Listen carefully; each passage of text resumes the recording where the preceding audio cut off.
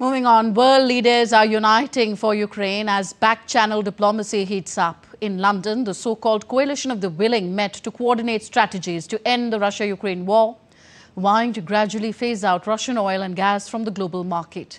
The meeting follows US President Trump's latest sanctions targeting Russia's two largest oil producers. This move quickly matched by the European Union, which also announced additional sanctions and committed to financing Ukraine for the next 2 years.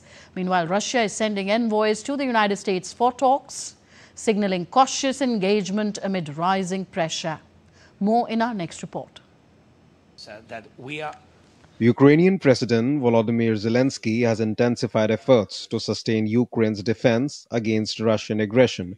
During a recent summit in London, Zelensky urged the United States and its allies to expand sanctions on Russian oil companies beyond Rosneft and Lukoil, stressing that such measures are vital to curb Russia's military capabilities.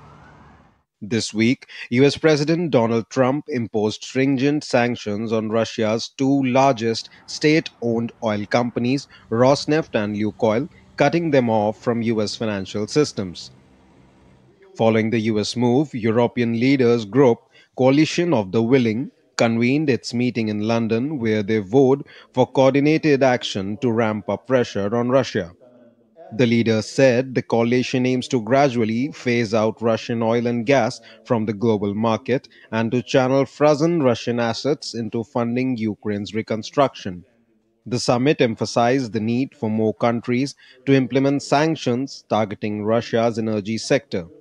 The EU quickly rolled out additional sanctions and agreed to provide financing to Ukraine over the next 2 years, highlighting the international commitment to sustaining Kyiv in the face of Russian aggression. Leaders also decided to accelerate the delivery of long-range strike and air defense weapons to Ukraine. Meanwhile, Russia has pursued diplomatic engagement with US. Russian envoy Kirill Dmitriev reached Washington on Friday to explore possible avenues for bilateral economic cooperation. Dmitriev underscored the importance of dialogue to resolve the crisis. He noted that Ukraine's willingness to consider a ceasefire along current front lines could signal a potential shift towards negotiations.